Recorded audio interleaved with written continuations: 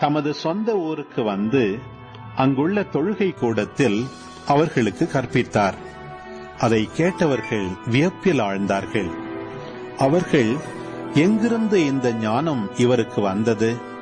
எப்படி இந்த வல்ல செயல்களை செய்கிறார்? இவர் தச்சருடைய மகன் அல்லவா? இவருடைய தாய் மரியா என்பவர்தானே? யாக்கோபு, யோசேப்பு, சீமோன், யூதா ஆகியோர் இவருடைய சகோதரர் அல்லவா? இவர் சகோதரிகள் எல்லாரும் நம்மோடு இருக்கிறார்கள் அல்லவா? பின் இவருக்கு இவையெல்லாம் எங்கிருந்து வந்தன என்றார்கள்.